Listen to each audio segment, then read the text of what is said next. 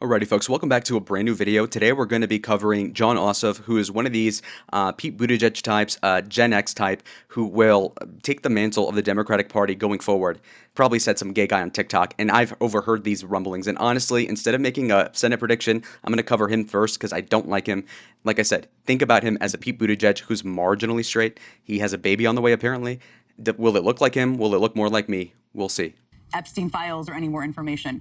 What do you think? I just gave my take. What do you think is holding him back? What's behind it? Well, they really tied themselves up into knots by making this such a centerpiece of their campaign. You know, the Attorney General was... No, they fucking know in the... What? Trump haphazardly said, oh, hey, Mr. Trump, are you going to release the files? Yeah, sure. He said that like 2 times, man. Testifying before Congress just a couple of months ago that there were hundreds of thousands of files and there were all these tapes and they'd all be coming out. And now they've done this 180, which they can't explain. And the story doesn't add up. And like I said, I mean, would you really expect Donald Trump, given his past associations with Mr. Epstein and given his past record of misconduct, to be trying to put this out there? I don't know, but I think... Okay, well, he tries to be slick here, but to be honest, that kind of begs the question. And by the way, he's just as guilty as is Trump because he was a senator while Joe Biden was president, of course. And did he once bring up the Epstein thing? I doubt it. Number 2, Mr. Ossoff, is it not true that if Donald Trump could release the files, then couldn't Joe Biden do the same thing? Where was that same energy? I'd also ask the senator that you didn't say anything about it, too. Also, you're saying that he was friends with Epstein as if that has any bearings on an arrest that happened 15 years after that fact. The deeper picture here is that it is yet another broken promise. And this is the same administration that has just defunded hospitals, clinics, nursing Look at his eyes. He looks dead as hell. He kind of looks like Anthony Weiner. Holy. homes in order to cut taxes for the wealthy after running a pop. Because he's not cutting taxes for the middle class. Right. Okay. Yeah. Leave that out. Yeah. Thank you. Very honest, by the way. Also, white hair while you're, what, 35 years old? Jeez. Populist campaign that was supposed to be about the interest of the working class.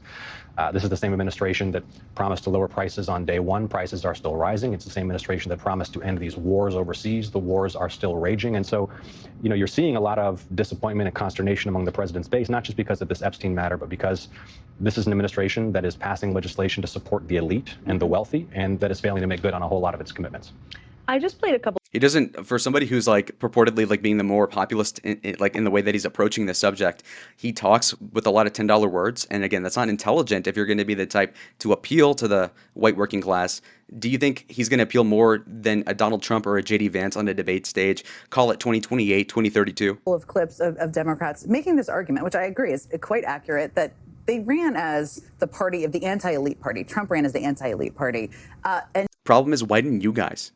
Why don't you reflect on that, dimwits? now it seems he's exactly that. I mean, he's always exactly been that, but he's almost being caught by his own base.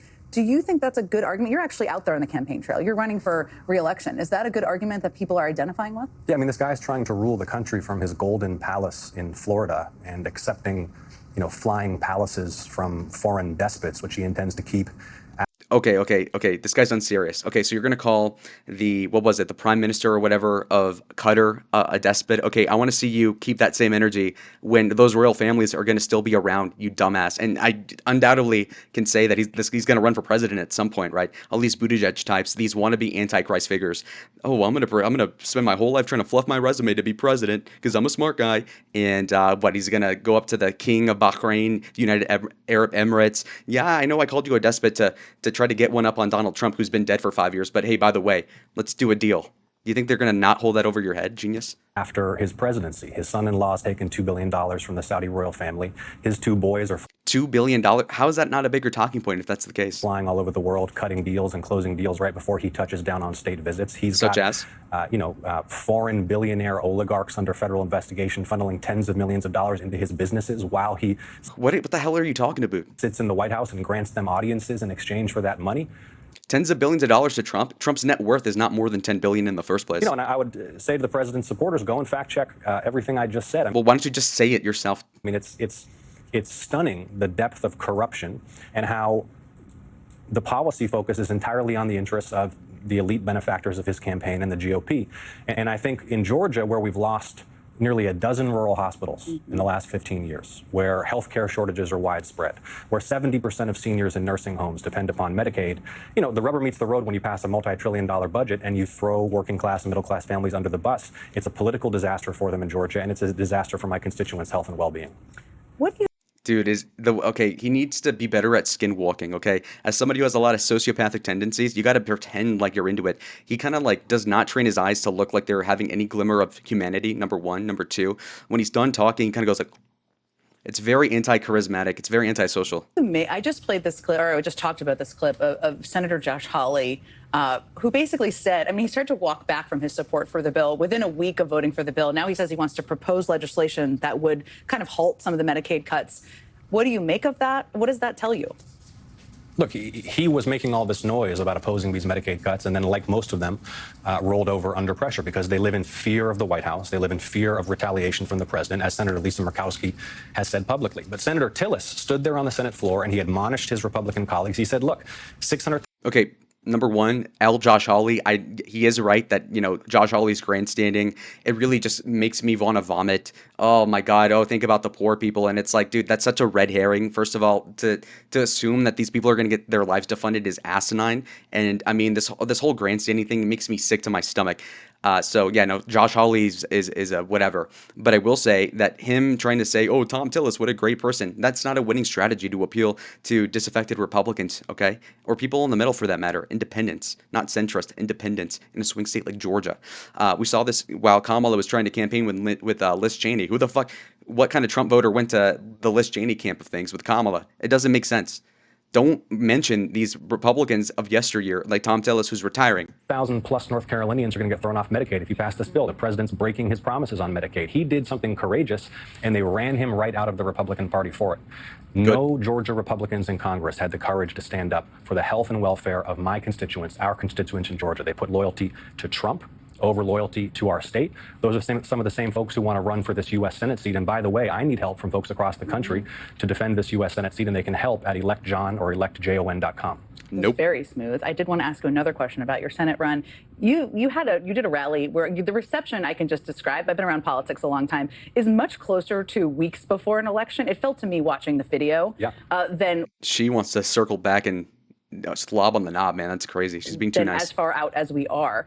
What are you hearing most from people? I mean, one of the challenges with this big ugly bill, as I like to call it, is a lot of people didn't know a lot about it, which is an opportunity in its own way. Do people know about it? What are you hearing most about their concerns as you're traveling around Georgia? I've never seen opposition energy like this before. And folks remember my story, right? I ran in that 2017 special election in Georgia, the first big race of the Trump era, and then Senator.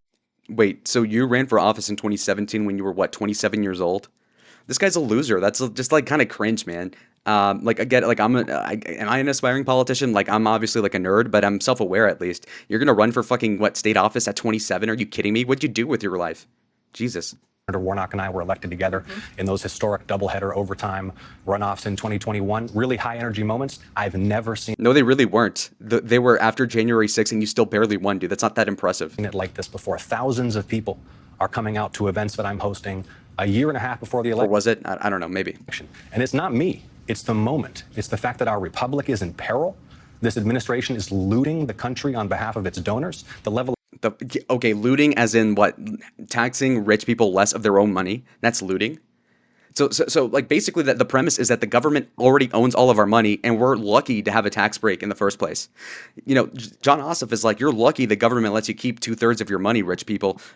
Don't bet on it, okay? That's basically what he's saying. What do you mean looting? We're just taking like 3% less from everybody. And you're going to be talking about it's looting. Sounding kind of communist. Of corruption is something unprecedented in America. Corruption? I'm assuming he endorsed people like Hillary Clinton, Joe Biden. Are you kidding me? Democrats any more clean than Republicans? In history, and people are ready to take action. Senator John Ossoff, thank you so much for joining me. I know you're busy and you're barely sleeping. We have a vote. Yeah, you look like it. He looks like haggard shit. But I wanted to come see you. I'm grateful for you stopping. Fakest smile ever. His eyes are off kilter. Dysgenic, really. Wow. Right, we're just across the street, so thank you for stopping by. So much. Congratulations. Honestly, this is why I like Gavin Newsom so much. He can at least pretend to be a politician. These guys freaking suck, man. Like Jesus Christ. Anyways, so straight Pete Buttigieg which is my only compliment in this video for John Ossoff, is a contender for possibly 2028, and therefore I need to cover him. He's going to be a very key election to watch for in Georgia 2026 in the Senate. Hopefully he'll lose. We'll see how that happens. Anyways, like the video if you liked it. Subscribe if you want more content like this. Comment down below what you think. What nickname should we have for Senator John Ossoff? I think I just came up with a banger. See y'all in the next one. Adios.